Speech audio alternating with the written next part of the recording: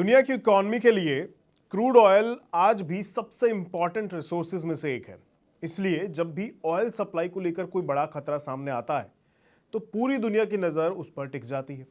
अब international monetary fund यानी IMF ने एक ऐसी चेतावनी दी है जिसने ग्लोबल इकॉनमी को लेकर नई चिंता पैदा कर दी है। आईएमएफ का कहना है कि अगर मिडल ईस्ट में तनाव बढ़ता है और स्ट्रेट ऑफ हॉर्मूज के जरिए होने वाली ऑयल सप्लाई प्रभावित होती है तो दुनिया को एक बड़े ऑयल शॉक का सामना करना पड़ सकता है।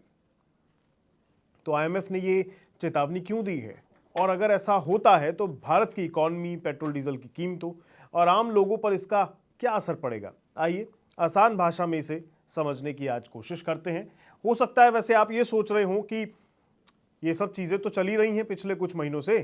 स्ट्रेट ऑफ हॉर्मूज तो रोज खुलता है, रोज बंद हो जाता है, रोज अमेरिका और ईरान में कुछ ना कुछ नया पंगा होता ही रहता है। फिर आईएमएफ नया क्या बोलना चाहता है, ध्यान से सुनिएगा। स्ट्रेट ऑफ हॉर्मूज तो आप ज़्यादातर लोग जानते ही होंगे, फिर भी मैं शॉर्ट में आपको बता दूं, ये दुनिया के सबसे इंपॉर्टेंट समुद्री रास्तों में से एक है। फारस की खाड़ी को अरब सागर से जोड़ने वाला ये छोटा सा समुद्री मार्ग मिडल ईस्ट के कई बड़े ऑयल प्रोड्यूसिंग देशों के लिए दुनिया तक पहुंचने का मुख्य रास्ता है, यानी इसके बिना काम चलेगा ही नहीं।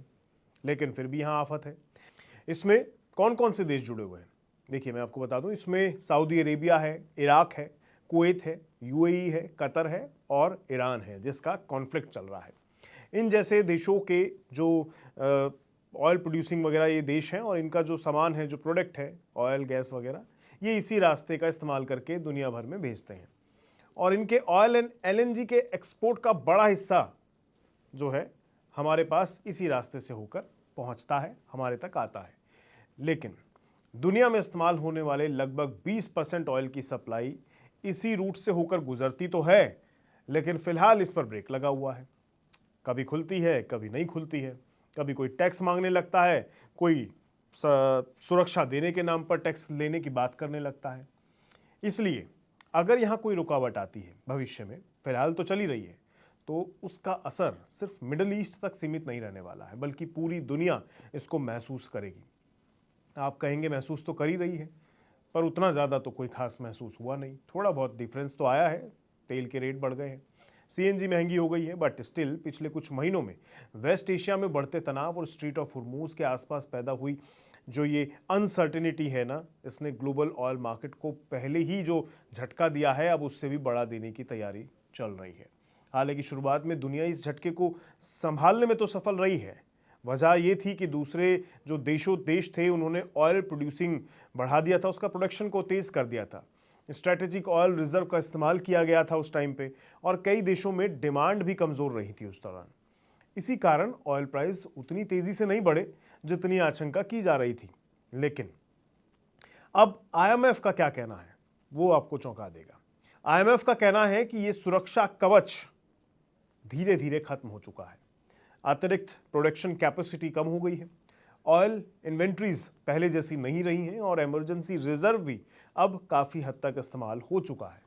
यही वजह है कि आईएमएफ ने चेतावनी दी है कि अगर अब फिर से ऑयल सप्लाई में कोई बड़ी रुकावट आ जाती है तो दुनिया उसे पहले की तरह आसानी से संभाल नहीं पाएगी। यानी अगला ऑयल शॉक ज़्यादा महंगा और ज़्यादा दर्दनाक हो सकता है सबके लिए।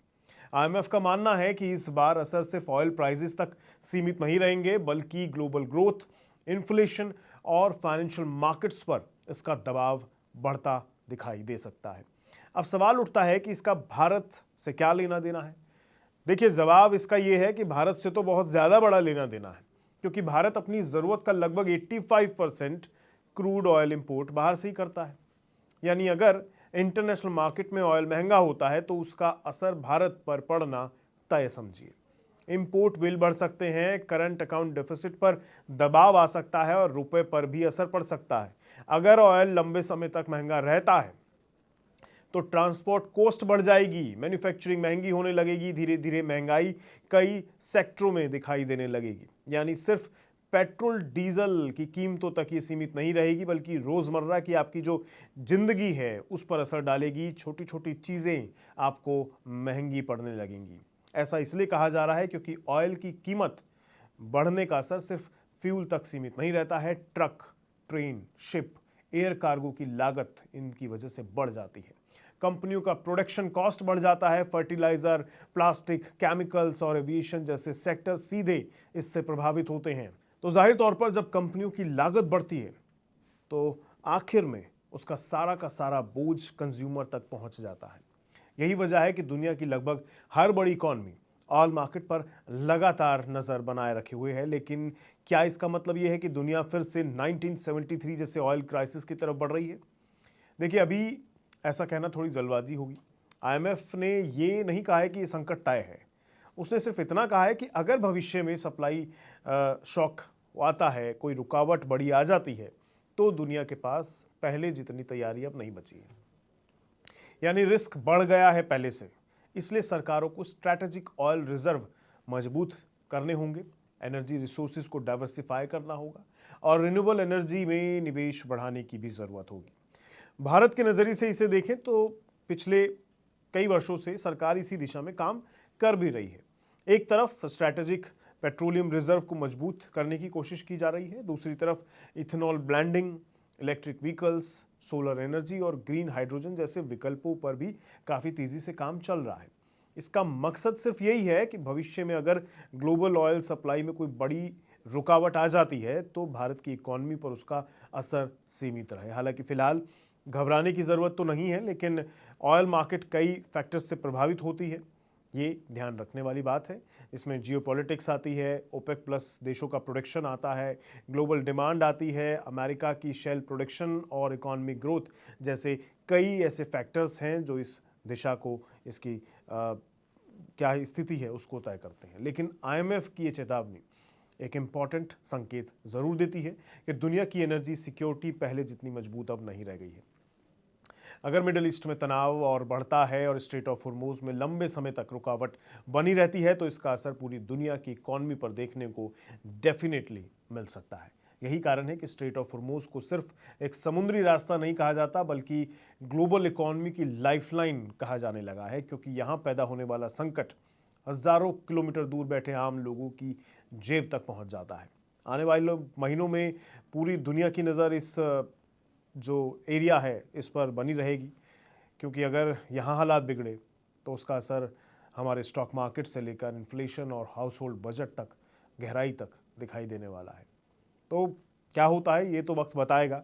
उम्मीद अच्छे की कर सकते हैं, लेकिन आप देख ही रहे हैं पिछले 5-6 महीनों में जो कुछ हुआ है उसमें अच्छा कम बुरा ज़्यादा हुआ है। अब चीज़ें कब बदलती हैं इसका इंतज़ार करना होगा। फिलहाल मुझे दीजिए इजाज़त, मैं मिलूंगा आपसे अगली वीडियो में। तब तक के लिए नमस्कार।